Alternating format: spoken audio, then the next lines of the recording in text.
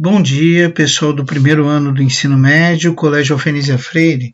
Espero que todos estejam bem. Hoje nós continuaremos o nosso estudo sobre a Grécia Antiga, mais precisamente o período clássico. O período clássico que principia ao fim do período arcaico.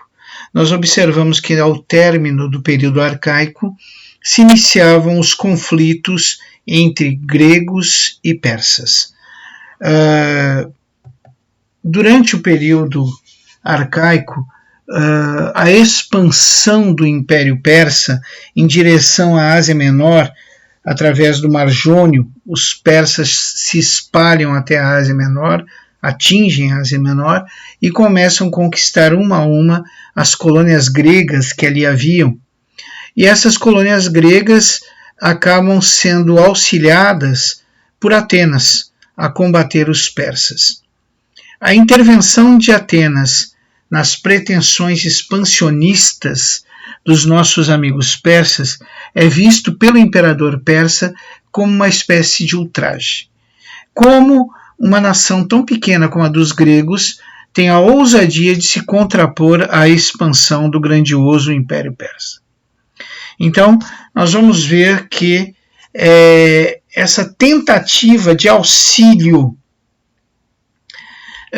dos nossos amigos atenienses, as colônias gregas que estavam sendo dominadas agora, nesse momento, pela expansão persa, vai ser uma das causas para que Dario I acelere o processo expansionista em direção à Grécia. Eu saliento a vocês que, apesar de ser um período de muitas guerras, o período clássico, nós vamos ter o período das guerras médicas, como nós estamos falando, e teremos depois a grande guerra do Peloponeso, que vai acabar por destruir a Grécia Antiga. Apesar de tudo isso, esse período clássico foi um período de apogeu para os gregos, um período de grande desenvolvimento econômico e cultural. Bom, voltando ao nosso assunto, nós estávamos falando de guerra. Os principais inimigos externos dos gregos agora eram os persas. E os conflitos entre essas duas civilizações vão ficar conhecidos como guerras médicas. Por que esse nome guerras médicas? Porque os persas eram chamados de medos. Então, guerras médicas deriva de medos.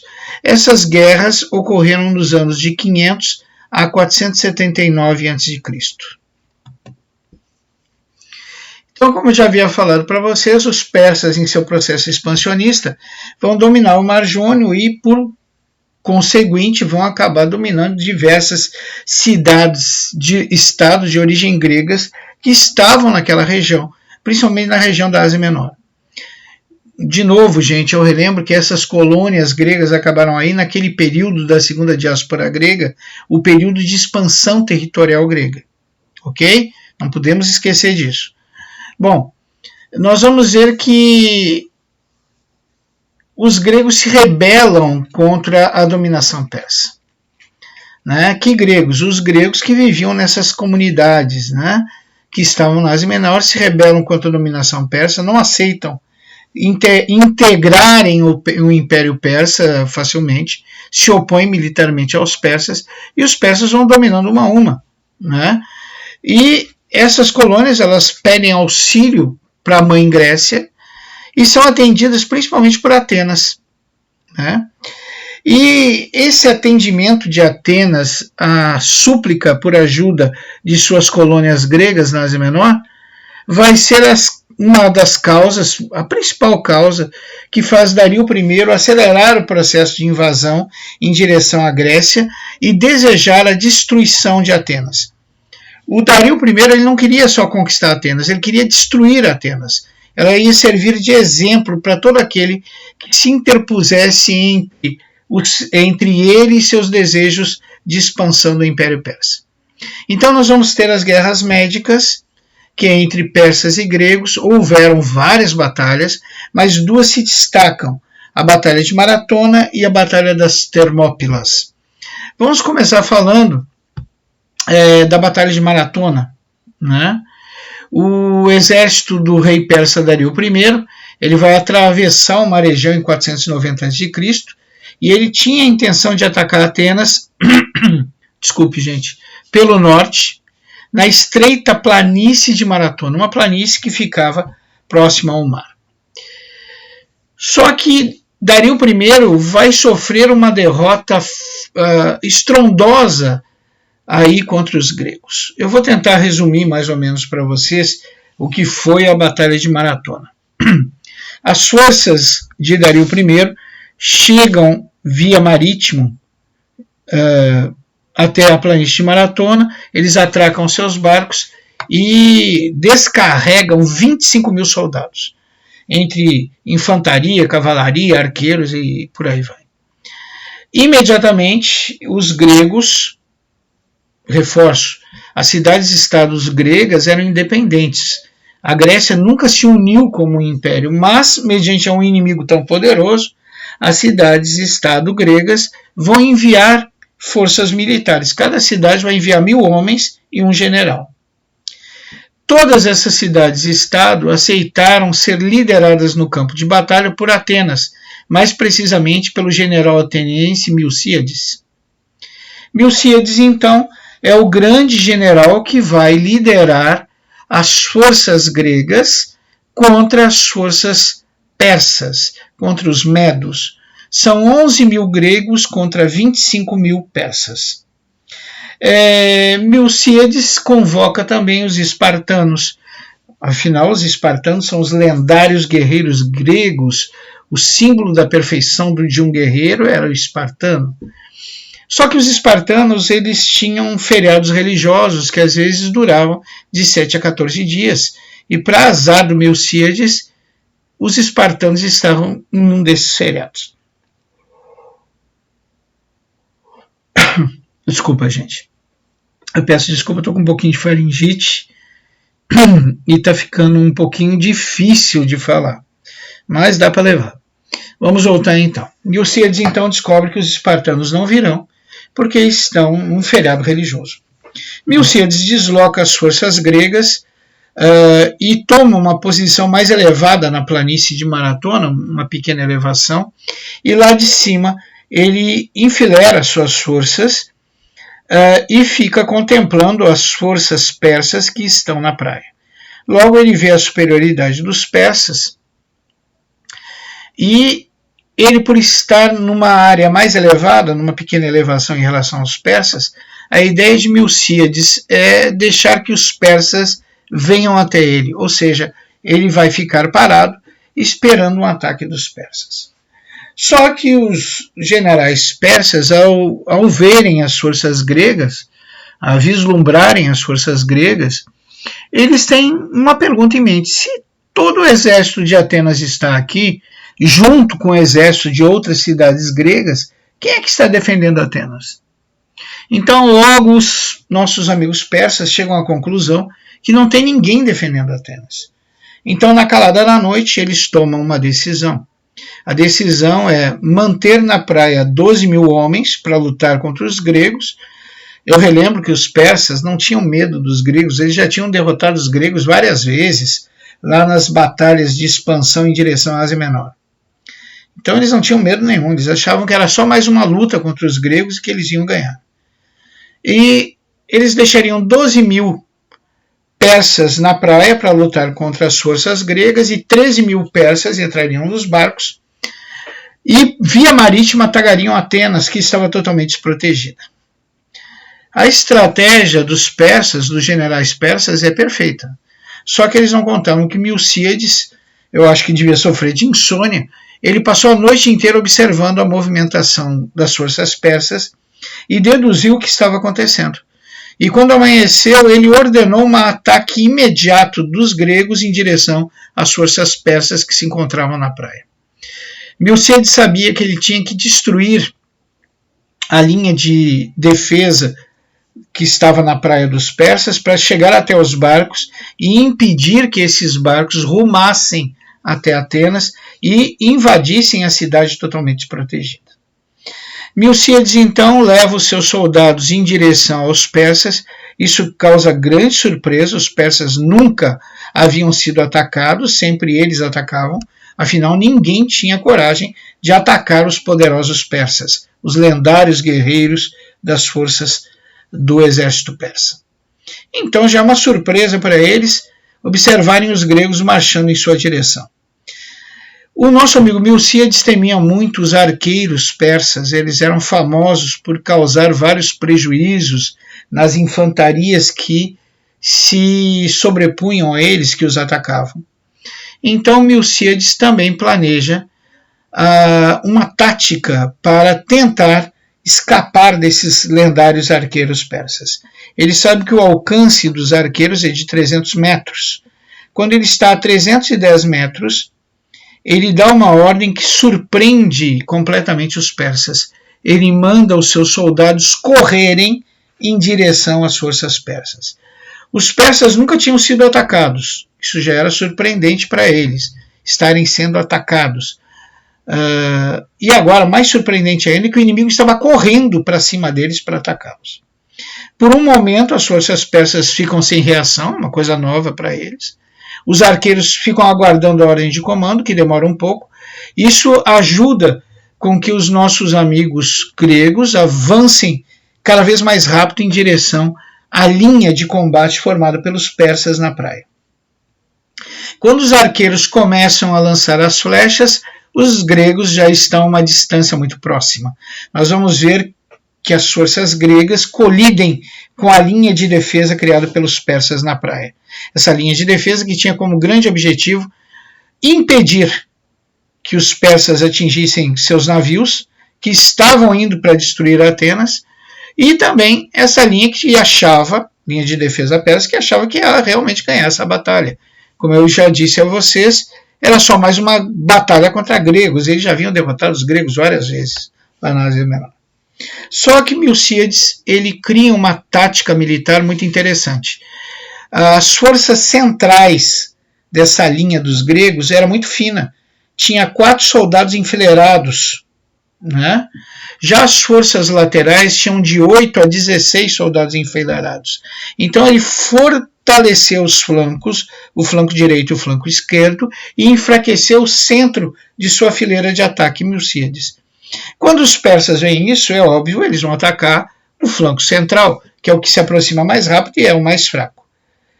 O flanco central, apesar de estar em menor número e se mostrar mais frágil, resiste aos persas e recua lentamente. Os persas, vendo o recuo do centro das forças gregas, avançam. E conforme eles vão avançando, empurrando o centro das forças gregas para mais longe da praia, eles acabam notando que caíram numa armadilha, porque os flancos dos gregos, onde haviam mais soldados no flanco esquerdo e flanco direito, agora fecham ao mesmo tempo em torno das forças persas, fazendo um movimento de pinça, cercando os persas por todos os lados, empurrando com seus escudos os persas um contra os outros, deixando para eles um pequeno espaço, onde eles mal conseguem levantar o escudo e a lança. A partir de então, a luta vira um massacre, onde os nossos amigos gregos simplesmente precisam espetar os persas que estão cercados e oprimidos em um curto espaço de território, com suas lanças e espadas. Os persas estão sendo massacrados, desesperadamente eles precisam sair do cerco. Muitos persas agora querem fugir para os navios. Os poucos que conseguem fugir do cerco são perseguidos e mortos pelos gregos. Logo os gregos acabam com essa linha de defesa dos persas na praia e avançam por sobre os navios, destroem alguns navios, mas boa parte da flotilha persa já havia partido em direção a Atenas. Quando essa batalha termina, lá na planície de Maratona, à beira da praia, tem 12 mil persas mortos e apenas 195 gregos que foram abatidos. Milcíades está terrivelmente preocupado. Ele ganhou a batalha, mas provavelmente ele vai perder a guerra se os nossos amigos persas chegarem em Atenas, pois vão pegar a cidade completamente desprotegida. Milcíades então manda Filpíades, o grande mensageiro, o corredor, correr 35 quilômetros sem parar e avisar a população de Atenas que eles venceram a batalha de Maratona, mas que as forças navais dos persas estão indo em direção a Atenas para conquistá-la, para destruí-la. Imediatamente, quando Filpíades chega e denota a vitória, ele também avisa das pretensões dos nossos amigos persas. Os atenienses, utilizando barcos de pesca, atrasam um pouco as forças de Dario I, as forças navais de Dario I, dando tempo que Milcíades, que através de uma marcha forçada, chega a Atenas com os exércitos da Grécia a tempo, de tal forma que quando Dario I finalmente vê as muralhas de Atenas, ele se depara com o mesmo exército que o massacrou na praia. Dario I, ao ver aqueles homens que o derrotaram há pouco ali prontos para mais uma batalha, ele desiste e vai embora. Gente, eu queria salientar para vocês algumas coisinhas aí que mostram a tenacidade das forças gregas e dos atenienses. Essas roupas de batalha dos gregos, somadas aos seus escudos, elmos, espadas e lanças, davam um sobrepeso de 30 a 40 quilos. Imagina esse povo carregando esse sobrepeso de 30 a 40 quilos, correr na areia fofa da praia em direção ao inimigo e chegar com fôlego de lutar contra ele e vencê-lo. E mais ainda, imagina essas forças carregando todo esse sobrepeso, depois de toda essa batalha exaustiva, marchar, realizar uma marcha forçada, de tal forma que eles percorrem os 35 quilômetros tão rápido que chegam a tempo de proteger Atenas antes da chegada das forças navais persas. Realmente é uma superação impressionante das forças gregas, principalmente dos atenienses. Então, nós vamos ver que os gregos têm uma grande vitória em Maratona, mas, acima de tudo, o grande vitorioso de Maratona são os atenienses. Eles estavam liderando os gregos e eles conseguiram a grande vitória. Nós devemos lembrar também, a gente não pode esquecer, que nas Olimpíadas, lá em Atenas, as Olimpíadas que ocorriam nas cidades gregas anualmente, tinha um modelo, uma modalidade esportiva que era exatamente isso. Era a corrida com armadura, escudo, lança e elmo, né? Talvez por isso os nossos amigos gregos tinham um pouco mais de facilidade em superar a privação que lhes dava as suas roupas de combate. Então, a Batalha de Maratona é vencida pelos gregos. Pessoal, a vitória dos gregos de Maratona é muito importante. Eu gostaria de salientar isso. Se os gregos tivessem perdido essa batalha para os persas, se os persas tivessem conseguido invadir e destruir Atenas e transformar Atenas numa cabeça de ponte para uma futura invasão de toda a Grécia, provavelmente a civilização ocidental do qual nós fazemos parte não existiria. Nós devemos lembrar que as bases da civilização ocidental é a cultura greco-romana. É o nacionalismo, o racionalismo, o cientificismo e o humanismo, o antropocentrismo. Essas filosofias que partem dos gregos e dos romanos são a base de nossa sociedade. Se os gregos tivessem perdido essa batalha para os persas, provavelmente a expansão persa ocorreria também em todo o Ocidente e, se isso tivesse concretizado, não existiria civilização ocidental. Nessa hora, as nossas mulheres estariam vestindo burca e nós estaríamos com aquela toga utilizada pelos povos do Extremo Oriente. Mas, saliento isso a vocês, se numa prova, seja na escola, no Enem, em qualquer lugar, perguntar qual foi a grande importância da vitória na Batalha de Maratona, foi impedir a orientalização do Ocidente. Se eles tivessem perdido essa Batalha de Maratona, não existiria Ocidente, nós seríamos orientalizados, ou seja, a nossa cultura, o nosso modo de viver, de vestir, nossa religião seria a mesma dos povos do Extremo Oriente, porque essa civilização essa cultura e essa religião seria levado pelos conquistadores persas até nós. Mas vamos para mais uma das batalhas das guerras médicas, que são as guerras entre gregos e persas. Essa batalha, a segunda, ficou conhecida como Batalha das Termópilas, porque ela ocorre no Estreito das Termópilas. O que é um estreito? É uma pequena faixa de terra que fica entre duas elevações. Dario I, quando foi derrotado aí na Batalha de Maratona e voltou ao seu império, ele foi muito criticado, porque a derrota foi uma vergonha para o Império Persa. Em solo persa, ele teve que lutar muito contra aqueles que pretendiam tomar o seu lugar, que justificavam essa rebeldia e esse desejo de tomar o lugar de Dario no trono, dizendo que foi fraco, que envergonhou os persas, perdendo para uma nação nanica, pequena, que era dos nossos amigos gregos, né? Então nós temos que ver que Dario I, mais do que ser derrotado, ele enfrentou as consequências dessa derrota, né? Então, Dario I desenvolve um ódio terrível pelos gregos, mais especificamente sobre os atenienses. Alguns historiadores dizem que a partir de então, Dario I ele prepara o seu sucessor, quem era o sucessor dele, Xerxes, seu filho seria o seu sucessor, ele prepara Xerxes para cumprir a missão que ele não conseguiu, que era destruir Atenas completamente e dominar a Grécia. Para conseguir isso, ele programa o menino desde a mais tenra idade. Ele, todas as manhãs, quando acorda o seu filho, ele repete a mesma frase: a Grécia tem que ser conquistada e Atenas tem que ser arrasada.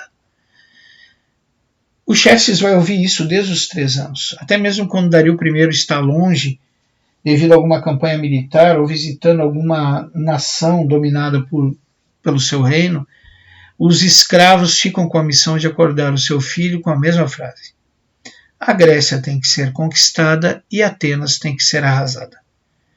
Xerxes cresce com essa fixação. Xerxes, então, vai reunir um exército de 150 mil homens. Pessoal, eu vou abrir um parênteses aqui. A história da Batalha de Maratona e a história da Batalha de das Termópilas, chegaram até nós por causa de 2 grandes historiadores gregos. Um Heródoto, historiador Heródoto, aquele mesmo que eles mandaram lá para espionar o Egito, e outro é Plutarco. Ambos escreveram sobre essas guerras médicas e Heródoto denota 150 mil homens nas forças da Pérsia lideradas por Xerxes. Já Plutarco fala em 250 mil. Então, é por aí, é entre 150 mil e 250 mil o exército que o nosso amigo Dario I reuniu, né? Esse exército, então, marcha em direção a Atenas. Os atenienses novamente convocam, né, as forças militares nas mais diferentes cidades-estado. As cidades-estado estão com medo. Muitos preferem evacuar suas cidades, muitos preferem ver o que vai acontecer. Então, dessa vez, eles só conseguem reunir 7 mil homens. Novamente, mandam emissários até Esparta, convocando os espartanos para a batalha. Novamente, os espartanos estão num feriado religioso. Parece piada, mas não é verdade. Nós vamos ver que os espartanos estão num feriado religioso, negam ajuda novamente, só que um dos reis de Esparta, chamado Leônidas, ele sabe que se nada for feito, logo logo os persas estarão às portas de Esparta e destruirão a civilização espartana. Leônidas, então, contrariando o feriado religioso, ele congrega 300 soldados, na maior parte parentes e amigos, para irem com ele lutar ao lado das outras cidades-estado contra os persas. Lá chegando, vendo o grande número de soldados inimigos, para surpresa de todos, Leônidas propõe a seguinte estratégia. Ele e seus 300 soldados ficarão na frente de combate, mais precisamente na região do Estreito das Termópilas, e os demais soldados, os demais 7.000 gregos, tem historiadores que dizem que são 11.000, mas eram 7.000. Os demais 7.000 gregos ficarão na retaguarda. O Leônidas nem precisou repetir essa oferta. O medo dos gregos, vendo aquele exército descomunal dos persas, fez com que eles aceitassem de pronto a ideia, a estratégia do Leônidas. Xerxes avança com seus 150.000 soldados, ou 250.000, depende, se vocês quiserem acreditar em Heródoto é 150.000, se quiser acreditar em Plutarco é 250.000. Então o Xerxes avança e se depara com 300 soldados guarnecendo o Estreito das Termópilas. Xerxes, como bom persa que é, tenta resolver isso de outra forma. Ele tenta convencer os espartanos a abrir caminho, propondo aos mesmos uma parceria, um pacto, uma aliança. Bastava os espartanos saírem do seu caminho e se juntarem às suas forças na destruição de Atenas, e ele pouparia Esparta. Né? O rei Leônidas, o espartano, diz que não vai sair, que ele está ali para derrotar o exército persa. Xerxes então exclama a famosa frase que o exército dele é tão numeroso que se os soldados lançassem suas flechas ao mesmo tempo, escureceriam o sol. E em resposta, Leônidas diz que bom, lutaremos nas sombras. Os soldados espartanos eles resistem ao ataque das forças persas por 5 dias, com perdas mínimas e provocando perdas enormes às forças persas. Os soldados persas começam a ter medo de atacar os espartanos, mediante a selvageria e habilidade que os mesmos apresentam. Xerxes, então, temendo sofrer um fiasco maior, uma derrota maior que seu pai, Dário I, ele parte para a estratégia ao invés do confronto. Ele manda que batedores procurem moradores da região, sequestrem esses moradores e depois, através de tortura, ele obriga que esses moradores venham trair as forças gregas que estão ali na praia lutando contra as forças persas. Ele faz com que esses moradores locais contem a ele a existência de um novo caminho, uma passagem secreta que permitirá às forças de Xerxes ficarem atrás das forças dos gregos, ou seja, cercarem os gregos por trás, pela frente e até por cima, porque ele mandou soldados, arqueiros principalmente, escalarem o desfiladeiro. Quando amanhece, Leônidas antevê o cerco dos soldados persas.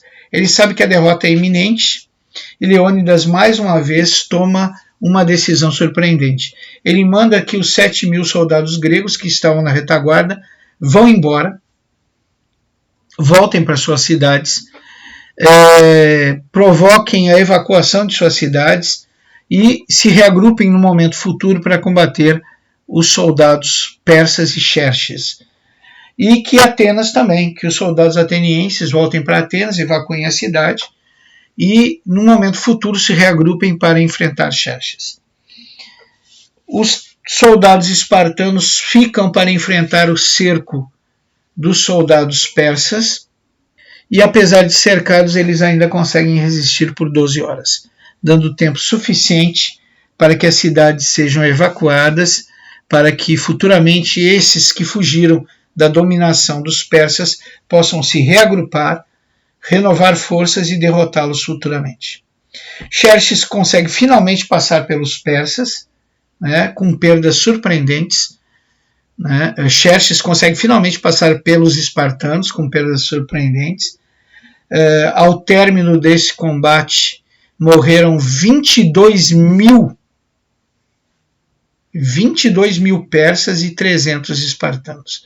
É uma vergonha para as forças da Pérsia. É uma vergonha para Xerxes. Xerxes consegue seu intento, ele chega até Atenas ele queima a cidade, mas ele não encontra a população. A partir de então, o ato heróico das forças espartanas serve de estímulo para as demais cidades-estados reagirem contra os invasores. E essas demais cidades-estado vão, através de batalhas sucessivas contra os invasores, vão desgastando as forças de Xerxes até que culmina na batalha naval no canal de Salamina, onde os gregos e seus pequenos e ágeis barcos vão destruir a esquadra persa, colocando o que sobrou do exército de Xerxes numa situação muito complicada, e Xerxes vai, tal qual seu pai, desistir da Grécia e voltar para a Pérsia, amargando uma derrota vergonhosa. Xerxes não teve a mesma sorte do pai. Ele consumiu nessa batalha boa parte das forças do Império Persa, numa derrota fragorosa, numa derrota mais vergonhosa que do pai. Então nós vamos ver que ele vai acabar sendo assassinado pelos seus rivais que ambicionam o poder. E a Grécia? Os gregos, depois de muita luta, conseguiram se ver livres da dominação dos persas. No entanto, o temor que os persas voltassem era grande. Afinal, a princípio veio Dario com 25 mil homens. Agora tinha vindo Xerxes com 150 a 250 mil. Depende a versão de quem tu aceita. Se é do historiador Heródoto, 150 mil. Se é de Plutarco, 250 mil. Então, as cidades-estado gregas, representadas pelos seus líderes, vão até a ilha de Delos consultar o oráculo de Delos. Eu já expliquei para vocês o que é um oráculo. E lá, consultando o oráculo de Delos, apesar da pitonisa que lá se encontra, né, apesar do oráculo falar palavras desconexas, sem sentido, essas palavras são traduzidas como um aviso de que realmente eles têm que se preocupar que as forças persas voltarão. Então, os líderes das cidades-estado gregas elegem como líder a cidade de Atenas e tomam a decisão de criar uma confederação ou uma liga, como vocês queiram chamar, a chamada Confederação ou Liga de Delos, que era uma reunião de todas as cidades-estados gregas que iam criar uma força militar para se preparar para uma nova invasão dos persas. A ideia, a princípio, era que mensalmente as cidades-estado mandassem navios e homens que comporiam essa força militar multi-estados, multicidades, né, multicidades-estados gregas, para enfrentar uma futura invasão dos persas. Só que os líderes da cidade-estado não queriam dispor dos seus exércitos nem dos seus navios. Então eles concordaram em pagar tributos a Atenas. Atenas, com esse valor, construiria navios de guerra e contrataria forças mercenárias. E assim principiou, né? E assim principiou. Até que, com o passar do tempo, passado 30 anos, o líder dos atenienses, Péricles, começou a desconfiar que os persas não viriam. E, na realidade, o Império Persa já estava debilitado há longo tempo, mal se aguentava nas pernas, quanto mais promover uma nova invasão contra a Grécia. Então, realmente, o Péricles estava certo. Então, Péricles começa a utilizar os tributos pagos pelas demais cidades, não para criar um exército mercenário cada vez mais poderoso, nem para construir mais navios de guerra. Já tinham vários. O exército da Liga de Delos já era muito numeroso. Afinal, 30 anos de investimentos na guerra, né? O Péricles, então, começa a usar esse dinheiro na própria cidade de Atenas, na reurbanização da cidade, no fortalecimento do comércio marítimo de Atenas em relação às outras nações, ou seja, o dinheiro das demais cidades está agora promovendo a prosperidade de Atenas. Vocês têm até uma imagem aí do Partenon, a grande construção, a grande acrópole construída por Péricles exatamente nesse período, com dinheiro que deveria ser para contratar mercenários e para criar, fabricar navios de guerra, né? Bom, não preciso dizer que esse período aí, o século do Péricles, foi um período de grande desenvolvimento para a civilização grega. Os atenienses, mais precisamente, se desenvolveram demais. Eles tinham dinheiro de sobra para a reconstrução da cidade, para projetos arquitetônicos, para a construção de navios mais eficientes para o comércio, para investir em escolas, para investir no estudo filosófico e científico. Então, vai ser um período de desenvolvimento vasto, mas um período de desenvolvimento com o dinheiro, com os valores pagos pelas demais cidades-estado. Até que os espartanos começam a desconfiar que os persas não virão. E também os espartanos começam a desconfiar dessa liderança de Atenas, onde as demais cidades se esmeram em pagar tributos para a Liga de Delos, e os espartanos não veem mais o exército mercenário crescer e muito menos os navios de guerra se multiplicarem. O que ele começa a contemplar é o crescimento e a prosperidade estrondosa de Atenas. Então, os líderes espartanos comunicam Péricles que eles não vão mais pagar tributos, porque eles não acreditam mais que os persas virão. E que as demais cidades-estado também irão parar de pagar tributos. Para a surpresa dos espartanos, o Péricles ameaça a destruição de Esparta usando as forças da Liga de Delos. Ou seja, os espartanos estão sendo ameaçados pela força militar que ajudaram a criar através de investimentos pagos aos atenienses. Os espartanos, então, decidem também criar uma confederação, uma liga. Eles criam a Confederação ou Liga do Peloponeso, e aí começa a famosa Guerra do Peloponeso. Essa Guerra do Peloponeso, que vai de 431 a.C. a 404 a.C., são 27 anos de guerra. Uma guerra de extermínio, uma guerra que destrói as forças gregas, tanto da Liga de Delos quanto da Liga do Peloponeso, que destrói as cidades, que destrói plantações, que acaba com o comércio. Quando chega ao término dessa guerra, Esparta vence. A Confederação ou Liga do Peloponeso vence.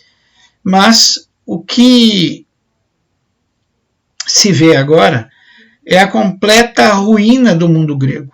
Então, a Guerra do Peloponeso leva o mundo grego à ruína, né? Enfraquece de sobremaneira as forças militares gregas.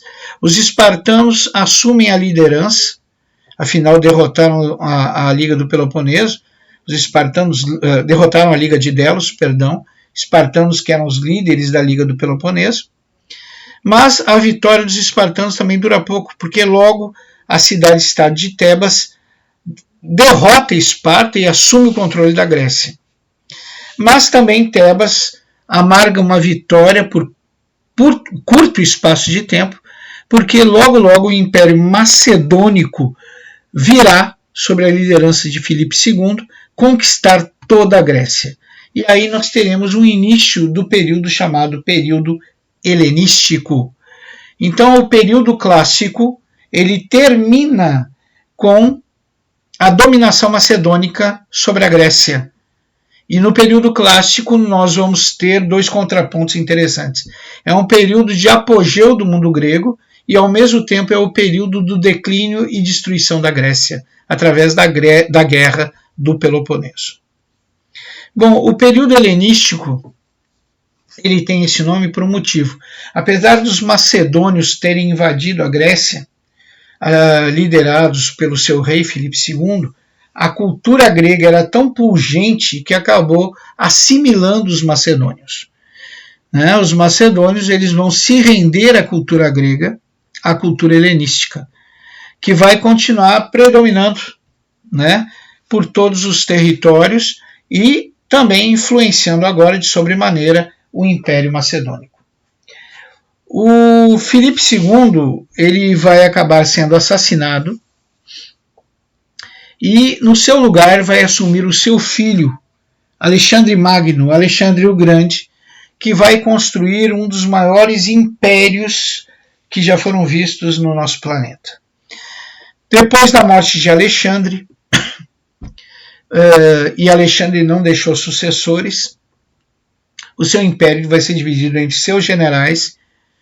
Com o passar do tempo, os descendentes desses generais vão começar a lutar entre si, porque ambicionam recriar o antigo Império Macedônico, o antigo Império de Alexandre o Grande. Só que ao invés de conseguir isso, eles vão se enfraquecer em batalhas constantes e vão acabar sendo assimilados e dominados pelos romanos. Bom, aqui nós poderíamos encerrar o nosso estudo sobre a Grécia Antiga, sobre a Grécia Clássica, mas eu vou falar só mais um pouquinho para vocês sobre o Império Macedônico. Então, os nossos amigos os macedônios, eles habitavam o norte da Grécia, mas eles eram considerados bárbaros pelas demais cidades-estados gregas. Eles não eram bem vistos pelas demais cidades gregas, eles eram vistos como bárbaros, como atrasados, como salteadores. Então as demais cidades-estados não tinham nenhum interesse de ter contato com os macedônios. Quando houve a guerra do Peloponeso e as cidades-estados se destruíram nesse conflito militar, o Filipe II viu que a Macedônia era a única coisa que ficou em pé e estava com seu exército intacto e organizado. Então ele foi lá e dominou a Grécia, que se encontrava numa situação muito difícil, com suas forças militares arrasadas devido a uma guerra muito longa, com seu comércio e cidades destruídas. Foi uma presa fácil para os macedônios, que acabaram derrotando de vez as forças gregas na Batalha de Queroneia. Como eu falei para vocês, em 336 a.C., Filipe II vai ser assassinado, vai assumir o trono o Alexandre Magno, que num período de 10 anos vai construir o maior império até então conhecido. Nós temos aí uma gravura que representa quem seria Alexandre montado em seu cavalo, o guerreiro Alexandre. Bom, o Império de Alexandre é imenso, ele vem pelo Egito, passa pela Macedônia, Síria, Pérsia e Índia, inclusive a Grécia, e todas essas conquistas ajudaram a formar uma nova civilização. Depois da morte de Alexandre, como eu já comentei com vocês, ele não deixou herdeiros e o seu império foi dividido entre seus 3 generais, Ptolomeu, Cassandro e Seleuco. Ptolomeu ficou com o Egito, Fenícia e Palestina, o Cassandro com a Macedônia e a Grécia toda, e o Seleuco com a Pérsia, Mesopotâmia, Síria e Ásia Menor. Com o tempo, os descendentes desses generais se tornaram soberanos absolutistas, que enfraqueceram a unidade mantida nos tempos de Alexandre e aos poucos foram caindo sob o domínio romano, porque eles lutaram entre si. O grande sonho dos descendentes desses 3 generais era ser um Alexandre, só que eles não tinham a mesma habilidade de Alexandre o Grande e acabaram se destruindo, enfraquecendo suas forças e se tornaram presas fáceis para os romanos. Então, nós vamos ver que a grande herança do Império de Alexandre foi ter levado a cultura helenística até o mundo grego. E, levando a cultura helenística até o mundo grego, ele criou um novo tipo de cultura, que é chamada de cultura helenística, que nada mais é que a fusão da cultura grega com a cultura oriental. Então, a civilização helenística foi o resultado da fusão de diversas sociedades, principalmente a grega, a persa e a egípcia.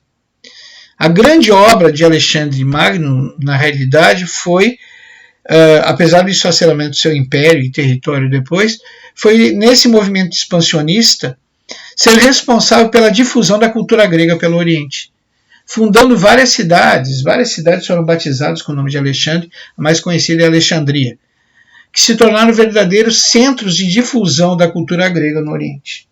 Então, novamente, a cultura helenística surge da fusão da cultura grega com a cultura oriental. Por que helenística? Porque os gregos gostavam de ser chamados de helenos. Pois bem, os helenos desenvolveram a pintura e a escultura, onde retratavam com perfeição a natureza e o movimento dos corpos. Nós não devemos esquecer que os gregos tinham adoração pela figura humana, pelo corpo humano, que consideravam o máximo da perfeição da criação dos deuses.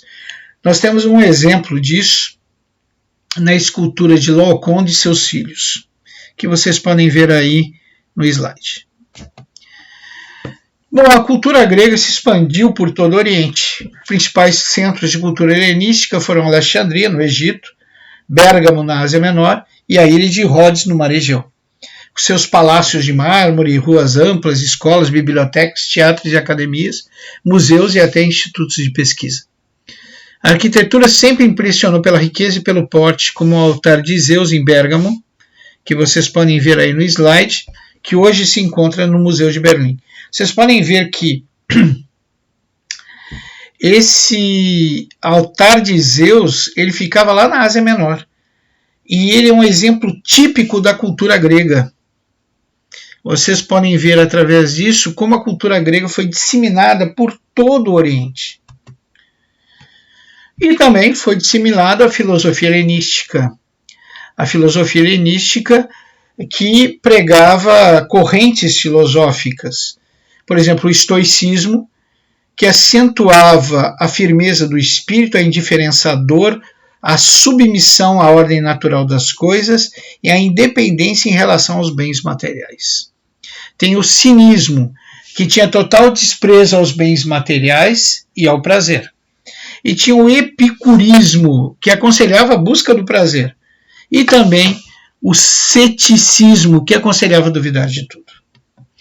Então, gente, a grande herança deixada por Alexandre o Grande foi a cultura helenística, que nada mais é do que a fusão da cultura oriental com a cultura dos helenos, com a cultura dos gregos.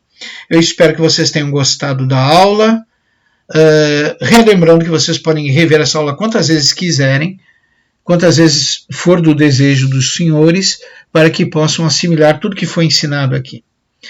Também peço que retornem à plataforma.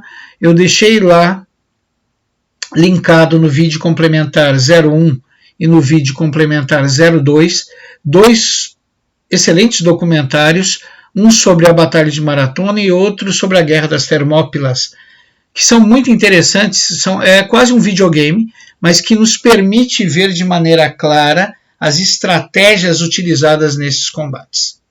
Novamente agradeço a atenção de vocês e desejo que todos fiquem com Deus, vocês e vossas famílias. E até breve.